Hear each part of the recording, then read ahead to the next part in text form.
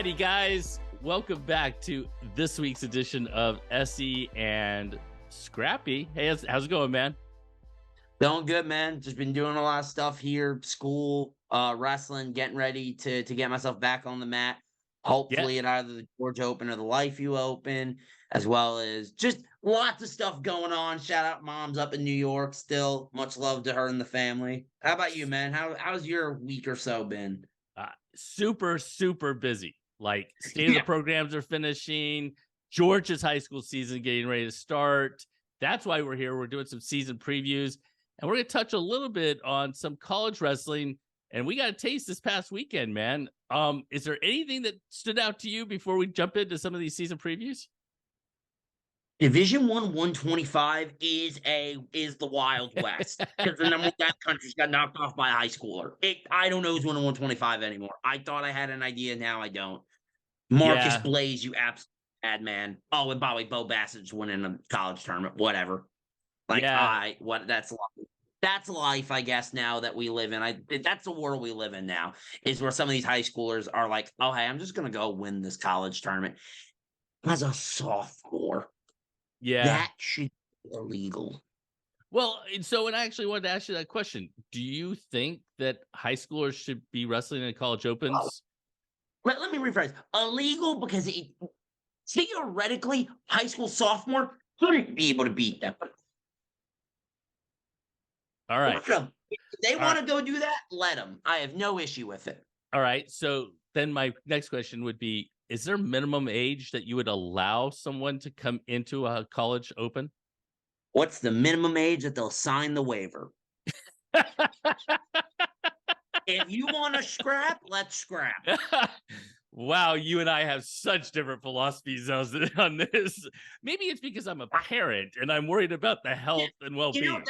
It probably helps that you've sired humans and I haven't. But I mean, if the parent and athlete say, yes, we want to compete at this tournament and they're willing to sign the waiver, if it's their choice and they're signing off understanding, okay, this could get dicey because he's wrestling a 23-year-old or she, they're okay with that. That's where I'm like, okay.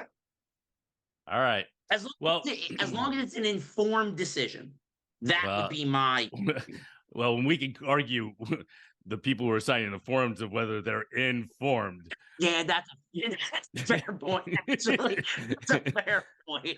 But we're not going to delve into that can of worms. That is a postseason/preseason discussion when there's not many tournaments going on. Was there anything that stood out? I mean, I know Division II, you guys, a couple places, Emmanuel didn't, but a couple schools had some matches. D1, obviously. Our guys went up to oh, they did?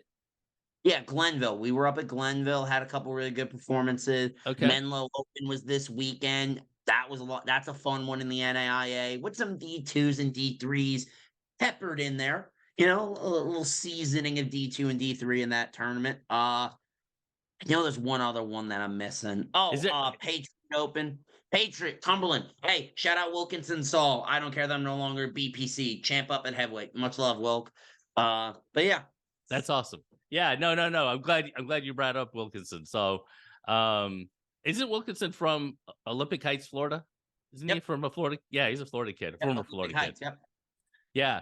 All right. So, you know what? Since we're on this, before we jump into the season previews, let's preview the D2 in-conference slate, Conference Carolinas.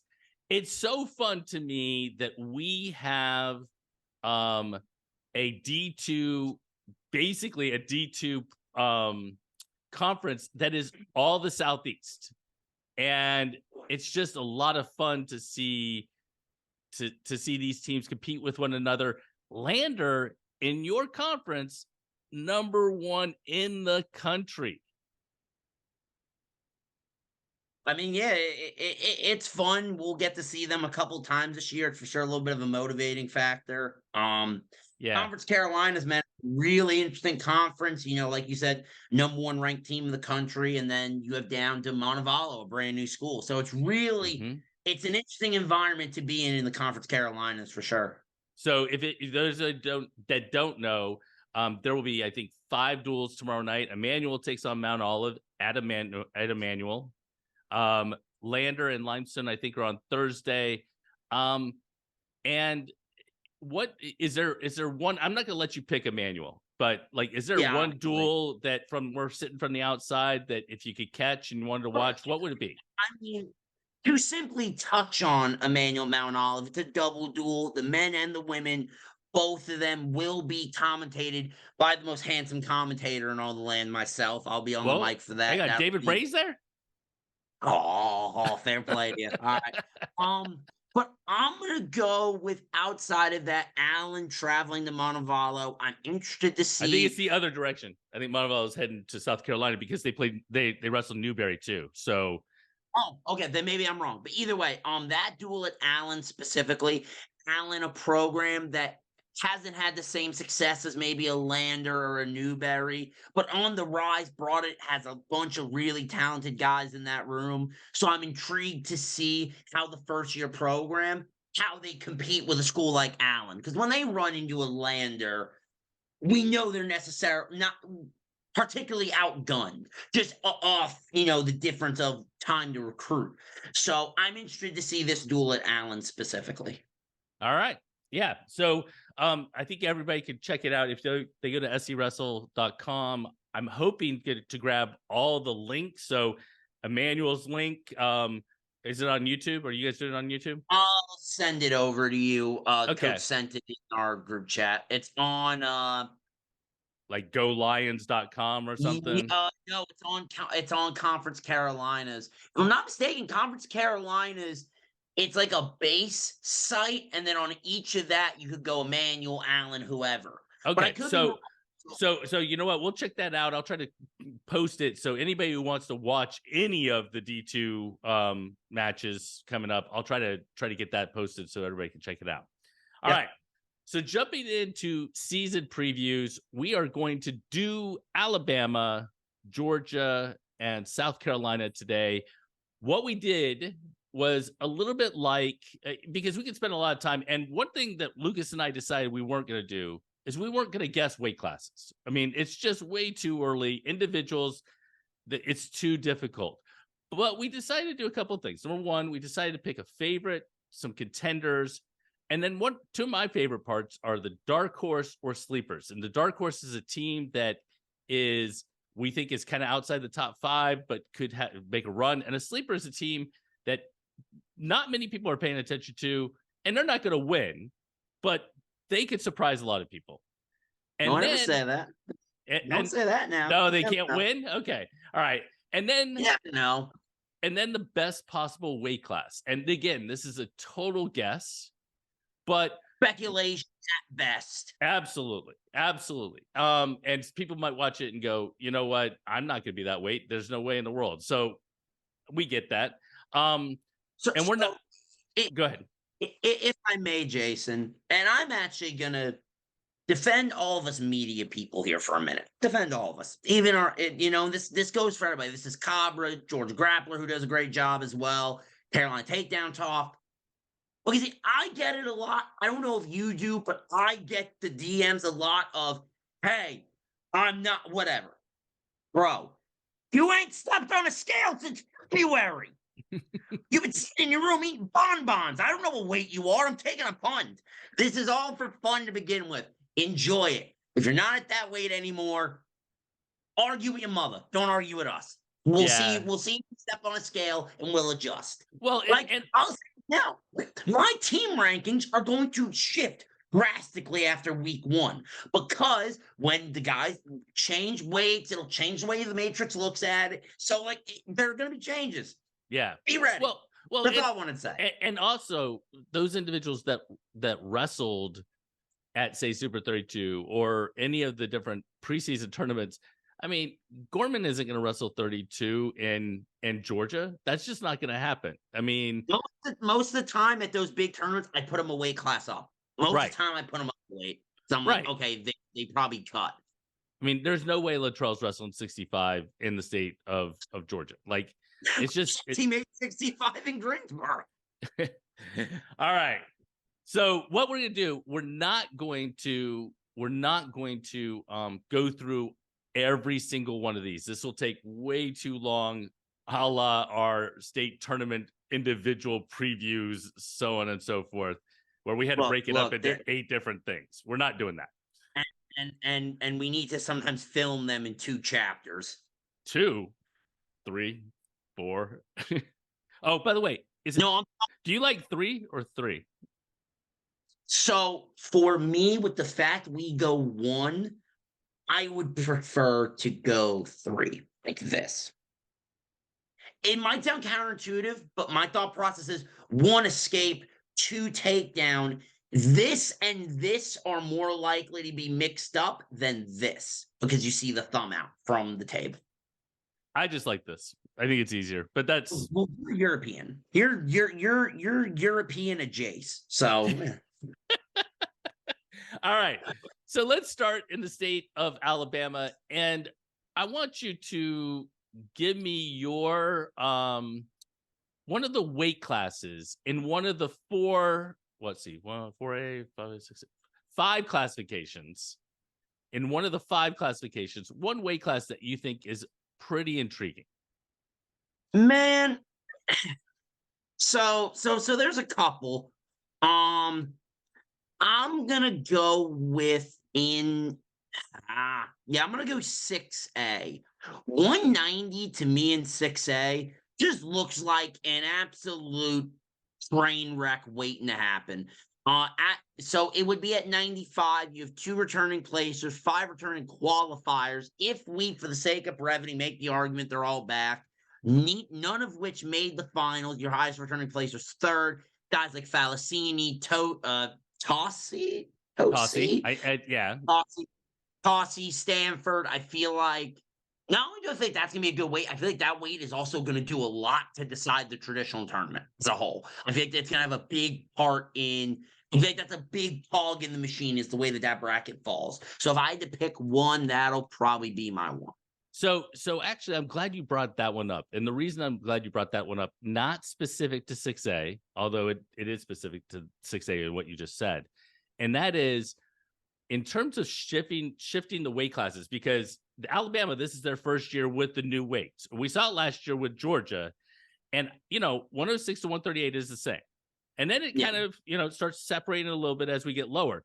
The one weight class that I think we kind of saw some interesting things happen was at 190, because there's no 182 anymore.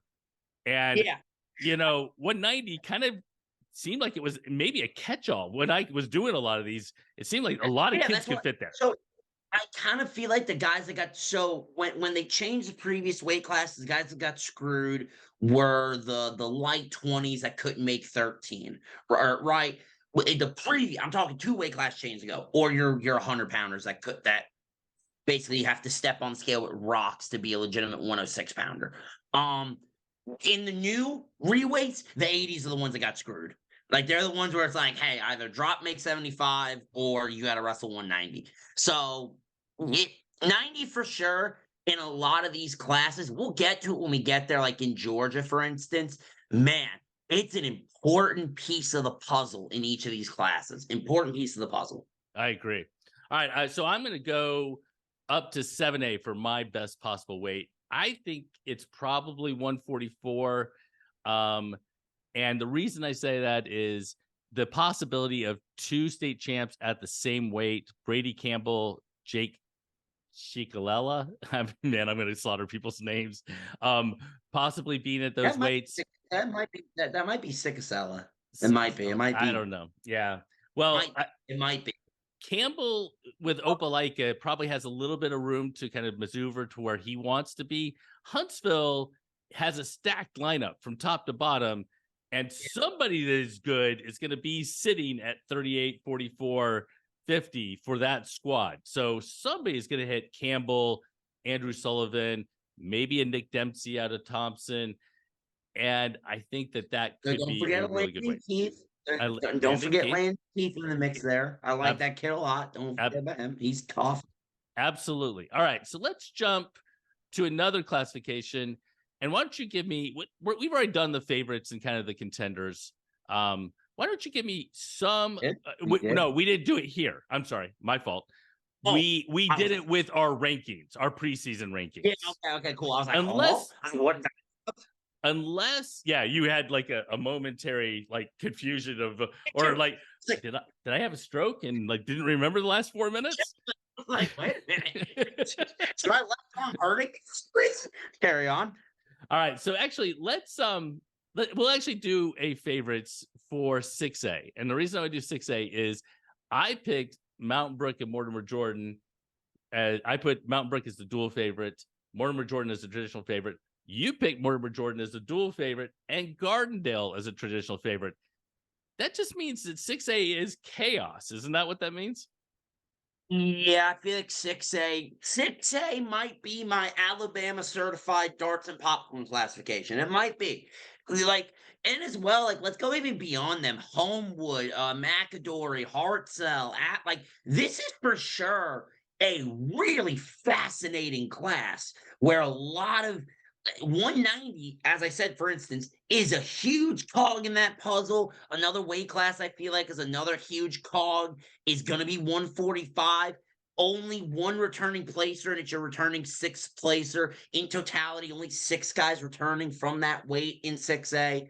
I'm fascinated to see what happens in 6A as a whole. I feel like it's up for. I feel like it's like a 4 or 5 horse race. By no means is anyone a true favorite yet, in my opinion. Yeah, so the 45 last year's 45, this year will be 44 or 50. Yeah. Has it those are the kind of weight classes that are kind of interesting because they're like the placers and the state champions, they all graduate. Yeah. And that means that there's a lot of opportunity for somebody who you may not know to step in and really have a huge impact, not only for themselves, but for their team.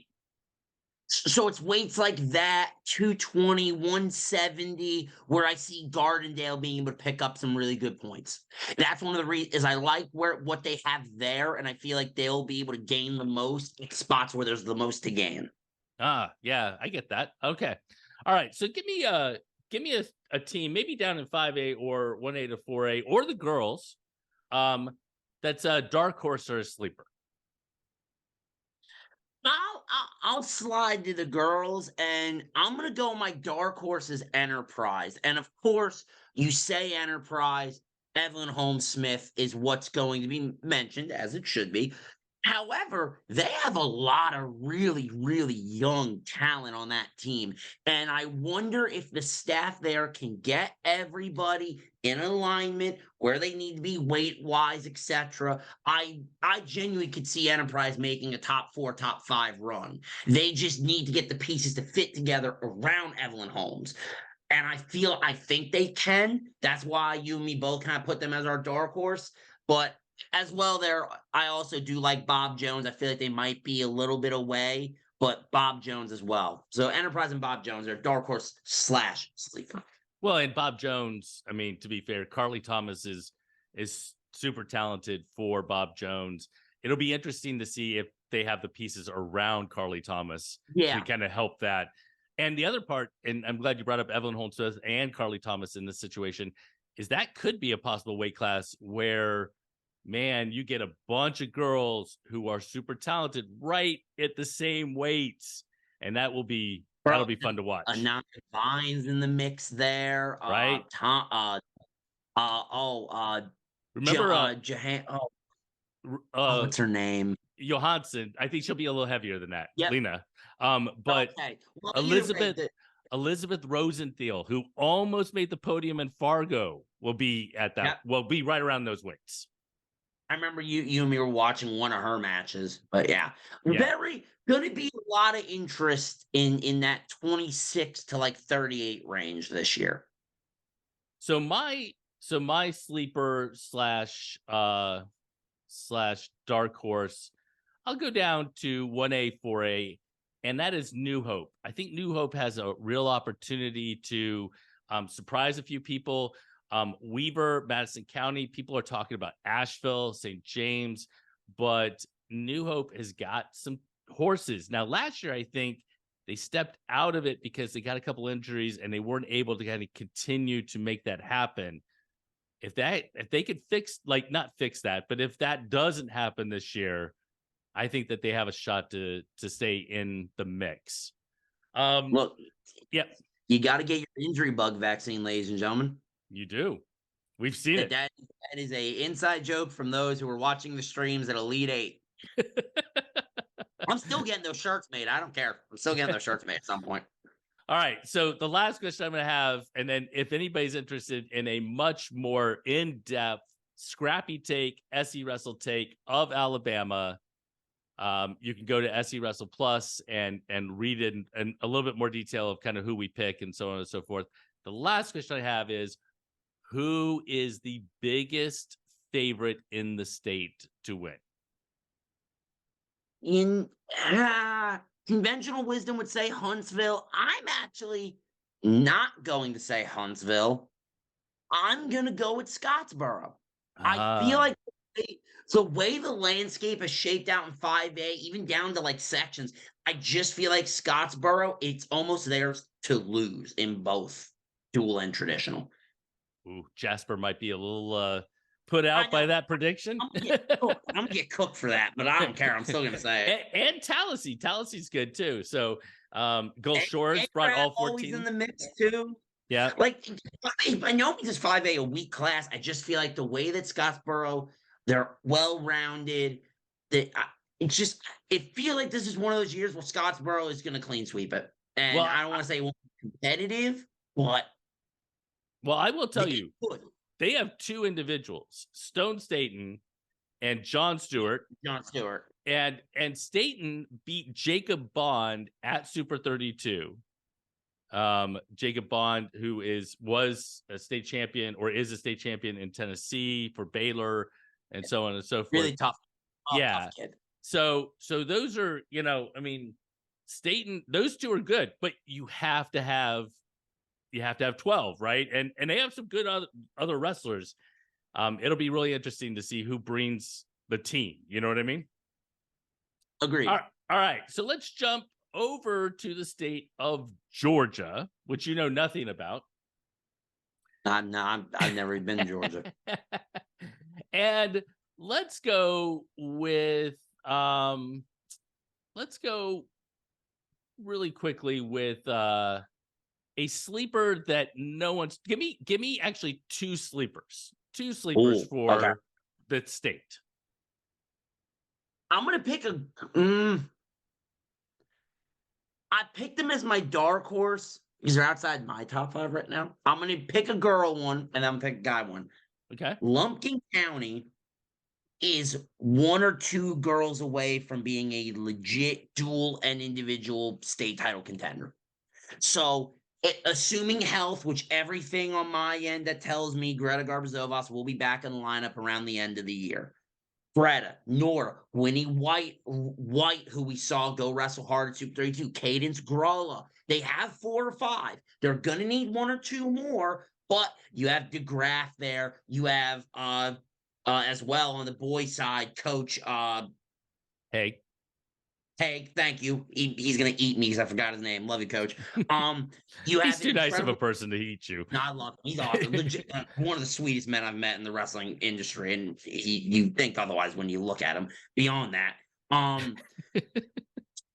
Lumpkin is building a great program both on the men's and on the women's side, and I feel like I don't know if it'll be this year, but a year or 2 time, I feel like it could be this year if they get all the right pieces in place. Then on the boys' side, I'm going to go with kind of a true blue sleeper that I feel like a lot of people are starting to overlook. Man, down in 4A, have people just forgot that Cedartown exists? And has some dogs. Like this is not a year to just overlook Cedartown. They could very well be in the mix if they get all their pieces in place. Obviously, that's always the question, right? And that, you got a guy like an Adam Payton who's going to be a big piece, probably at 32, maybe 38. If they can get it around him, I feel like they could be easily a top 5, top 6 team, especially in 4A, which seemingly every year 4A traditional is a nutcase. Every year, 4A traditional, something weird happens that has no business happening. All right, so I'm going to go with a sleeper being Glen Academy, and the reason is that I think first 6A is kind of bonkers. So it's all over the place. There's a lot can happen in 6A. North Forsyth graduated a lot. Lassiter's got some hammers, but boy, from 57 on up, there's not a whole. Who knows who's going to step in? South Effingham is a defending dual champs. Always a good team as far as pieces in the thing, and pieces in their lineup. Woodward Academy added Christian Bell, so I think they're definitely the favorite. But Glen Academy, returned some studs, and if they could get a few pieces in place, I think that they can make a run in 6A. So, do you agree with that or disagree with that? Couldn't agree more. No, I completely agree. Okay. And my other sleeper is down in 2A, and that is Union County, who returns a lot of really good wrestlers, adds a freshman class that is going to be really, really good. And a lot of people may not know. Yeah, that's true. Right. A lot of people may not know. They have a handful of guys coming in that it's like, oh, they could be starters tomorrow. Right. So, well, they might be starters today as we get ready for the weekend coming up. Yeah, no, you're right, actually. Yeah, to be fair.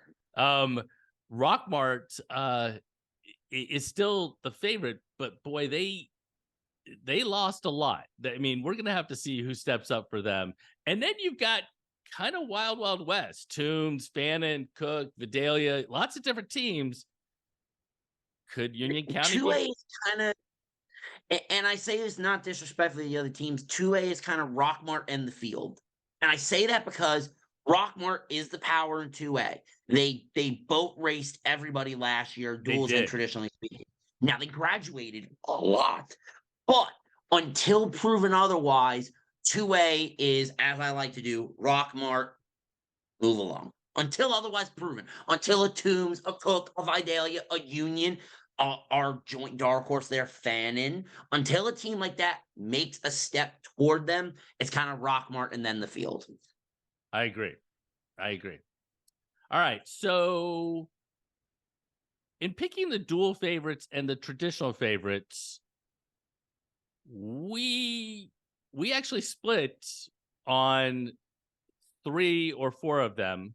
Whereas I picked a dual favorite and a different traditional favorite, and you did the same thing. Sometimes you picked a traditional favorite on both, or so on and so forth. But one of the ones that's intriguing is down in 1A, where my dual favorite is Pisgah, my traditional favorite is Social Circle, and you have them flipped. Like, why? What is it? We did this separately from one another. We didn't do that on purpose. So I feel like with the way the sections break out, it lays in Pisgah's favor. Okay. Where I think they'll get better draws come Macon. Again, this is all in theory, because again, things could change. And the other issue is, I talked about it when I talked about the weight class, half of the state champions are gone, and a majority of state runners-up are gone. So the question we're going to run into is, how do teams like Soul Circle, Pisgah, Tryon, maybe a Commerce or an Oglethorpe, a team that's really focused on making a deep traditional run, how are they going to place everybody? And the teams that aren't, a team like a St. Francis, the parents are going to play spoiler to 2 guys possibly looking to win a state title for their team. That is going to be gigantic depending on who falls in those weights. And I just feel as though Social Circle might be more well-rounded and might have more depth, which is why I give them the edge in duels. But I feel like, traditionally speaking, it might play more into Pisgah's favor. And I split my odds, so I can't be wrong twice. I hope. I'm gonna end on this. It's like splitting in blackjack. Yes, I split it. Yeah, I have 2 10s or 2 9s, and I split it. And the problem is, I'm gonna get 4 Jack Queen and be dead. All right, let's do one other, and that is in 3A. You and I both picked Columbus as our dual favorite. but I had Ringgold as my favorite in traditional, and you have Franklin County. It's just that 3A is a cluster. Like Yeah. it's so Franklin for me, you got Sims, you got Bacham, and it's really going to come down to what way everybody falls at. I mean, Ringgold, you might run into a position where you have Pennington, Cooper, Gonzalez all in that vicinity, and as well, someone's going to have to run in to win on the way back. Someone's going to have to run into him wherever he's at. So I just feel like Franklin, not to say that they're more likely to win those weights, but I think Bacham will be a little bigger, maybe. Honestly, darts. I'm going to be honest. Darts. 3A for me is entirely darts until like the end of January. I don't know. Well, I will say one of the things that's not as much darts, right? And I don't know if they'll win duels or not, but if we talk about it as a race to 7, right? I mean, they've got what? Returning champ in Persons, a returning champ 2 years ago in Nguyen, right? Returning champ in Tyler Sequoia, returning champ in McGowan up at heavyweight. Yeah. Then they've got Ethan Sequoia in there, right? You know, if we're a race to 7, they got 5 kids. So that's I think why you and I picked them on the dual side.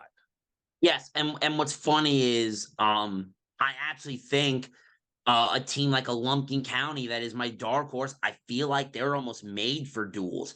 You got Nielsen, you got Marshall in the mix.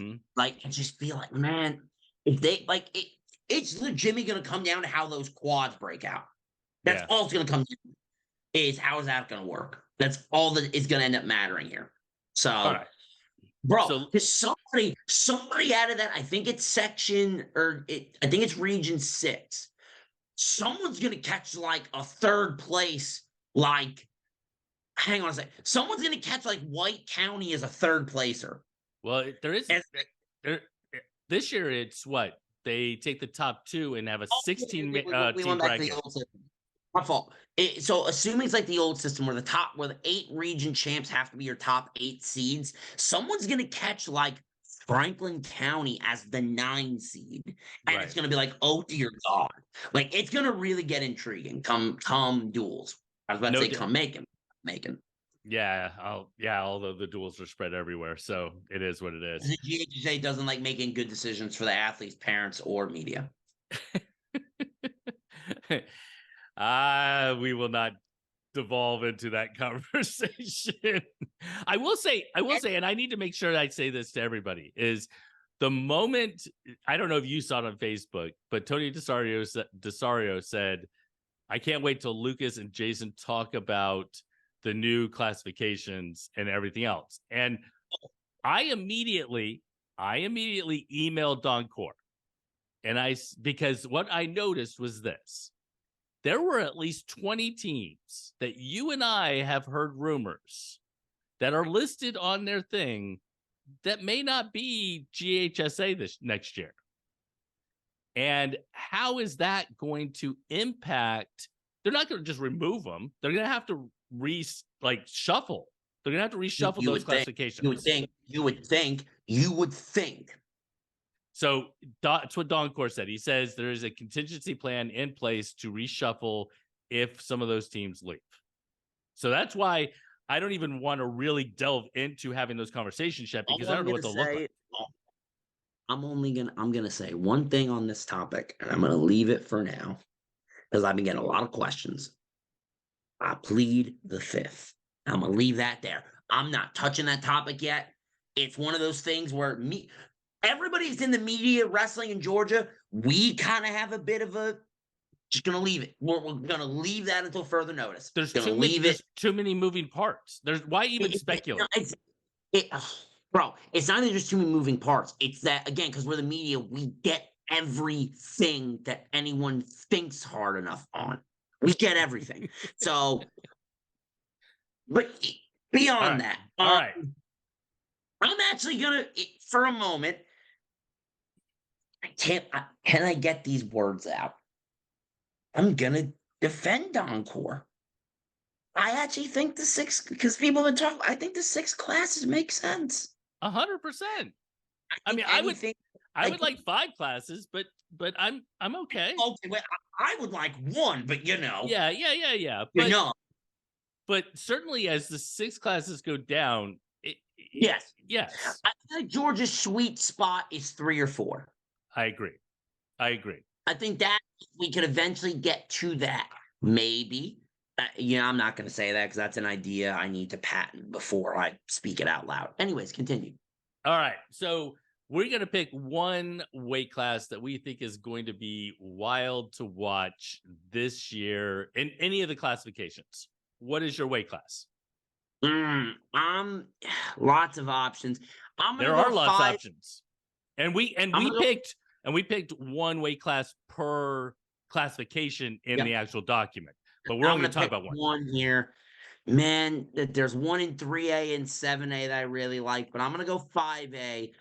126 would end up being a bloodbath.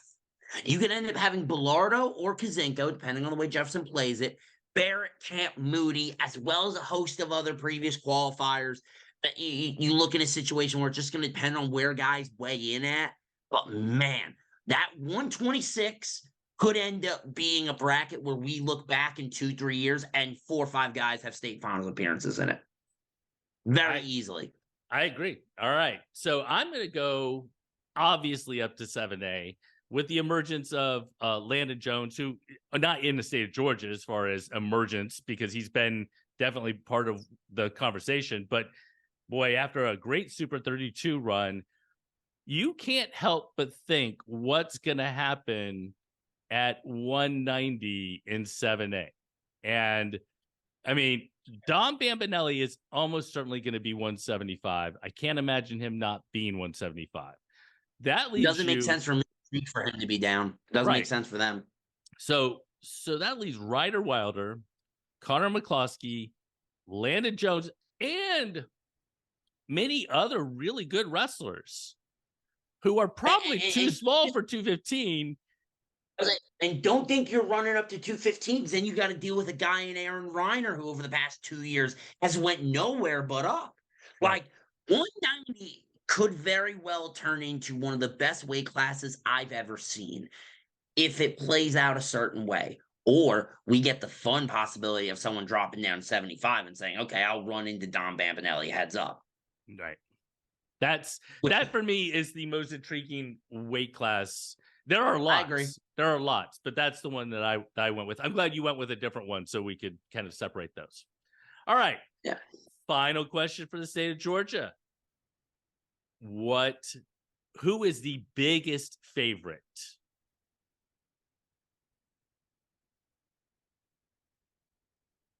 With recent developments, Central Carroll. Wow. Coach Knight's not going to like you. I know he's not, but Lovett got neutered with their lead, with the exodus, if you will. Chestatee and Sonoraville, great programs, obviously.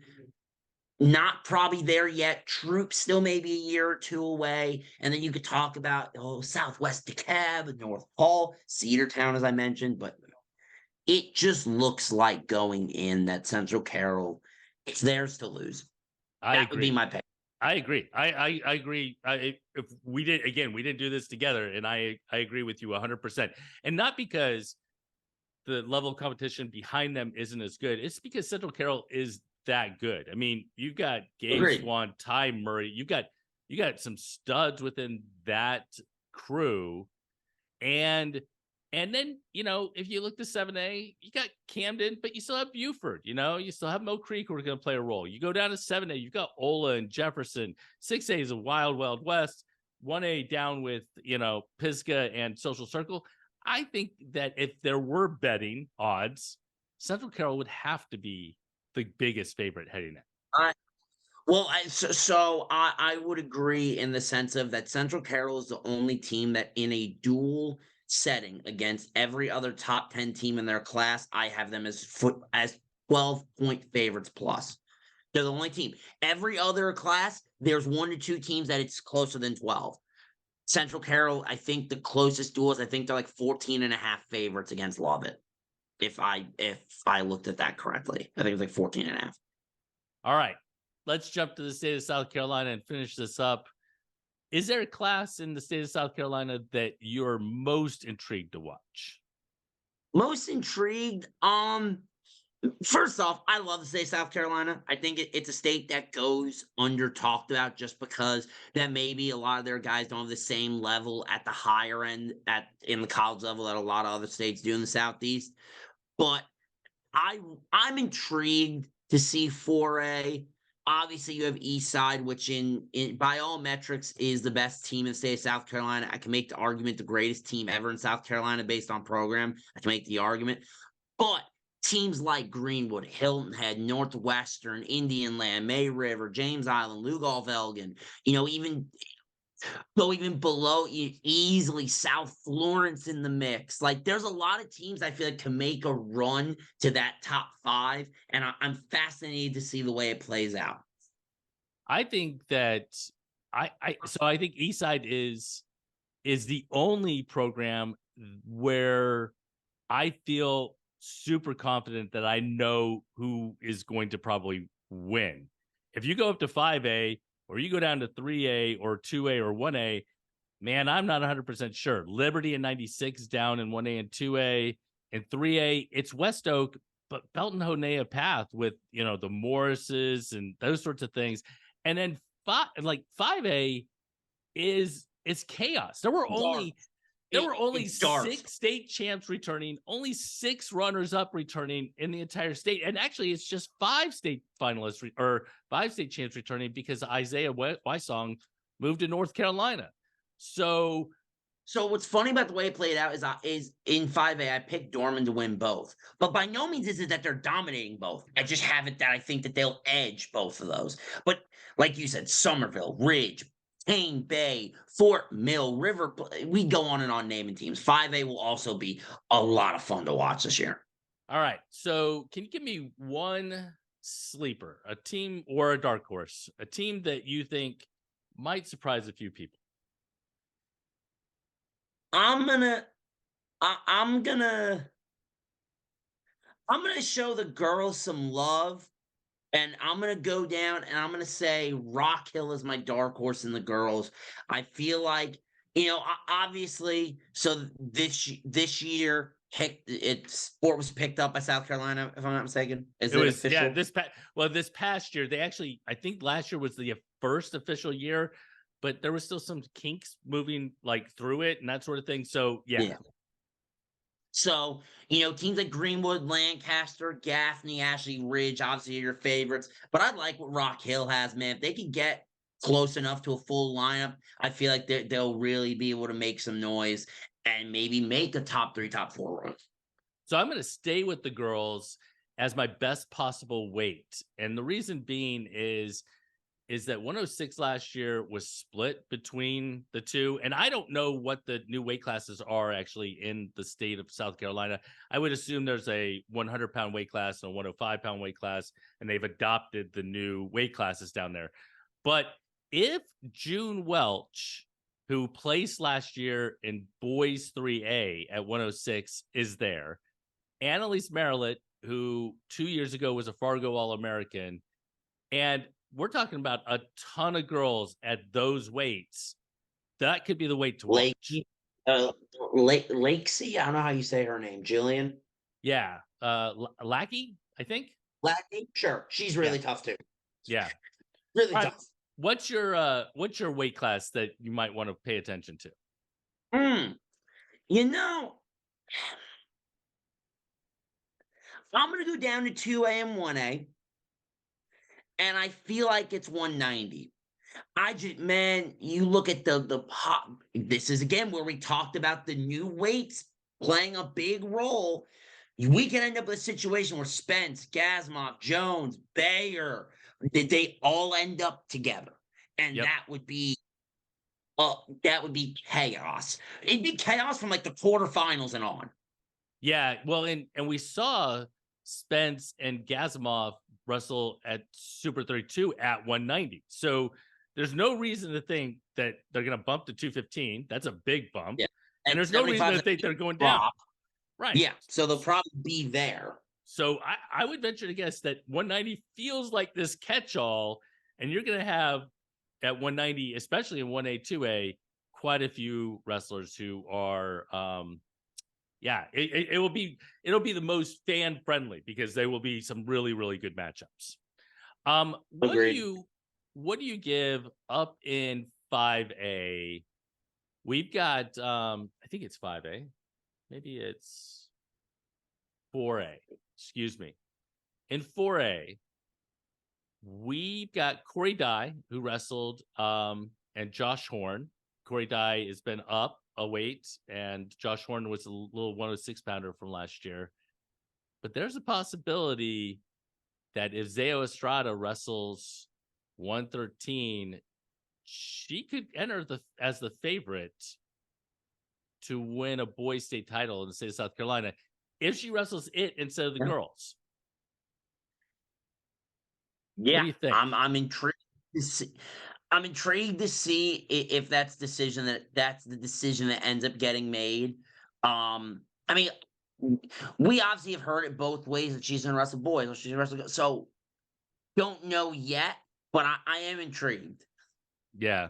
Well, if you're her, I don't know. I mean, do you go over to the girls because you feel really, really confident that you win a state title, or do you take your shot like what Catherine Grace Bertrand a couple Yep. years ago, who said, you know what, I can help my team and I can possibly kind of make history by winning a boys I state would title. say it almost comes down to a matter of, talk about state tournament and you talk about the great performances and people leaving a legacy and these moments that are kind of encapsulated.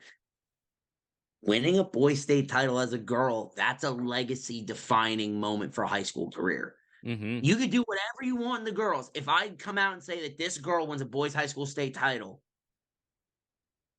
think about the difference of, oh, she won. Now, listen to my words carefully, ladies. You go win a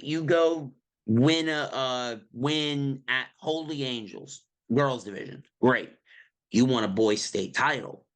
There's it elevates a different kind of way. Yeah, I mean, I think that, I mean, there's always caveats. It was what was her name? Heaven Fitch, who won a state title in North Carolina in 1A, 2A, or 1A. And the caveat was it's 1A and that sort of thing. I'm sorry, like this is before the girls were sanctioned.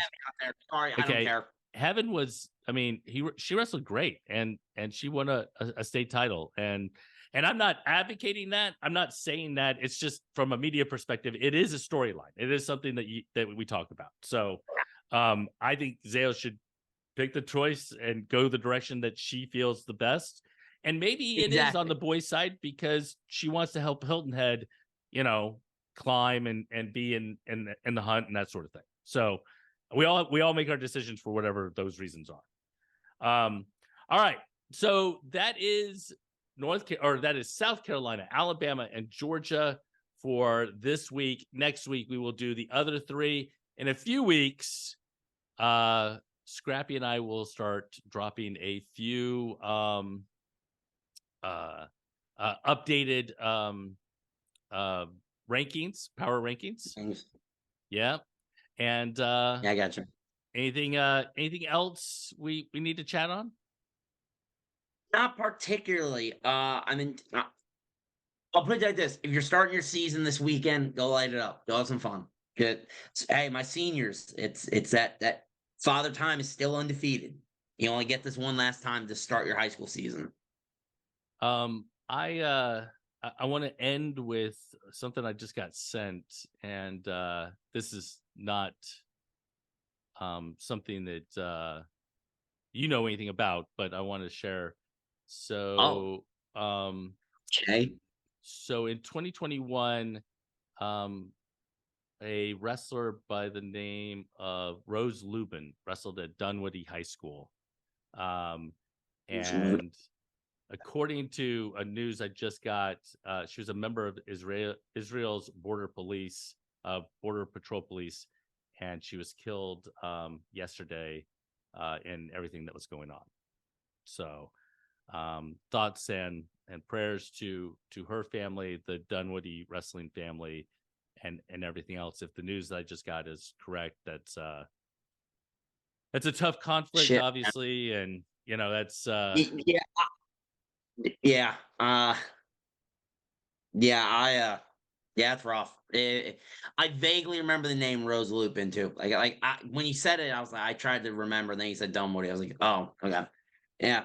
Obviously, thoughts, prayers, and to everyone involved there. But yeah, and that's not that's the way I wanted to end the episode, but I wanted to make sure that that I shared that with everyone, before we sign off for the week. So Sure. hate to end it on a somber note, but I agree with you. Best of luck to everyone who's competing this week, and as you get ready to start your season. And we want to wish you the best of luck as you make a run to a state title or wherever you're trying to achieve. absolutely. All right, man. Take care. Yes, sir.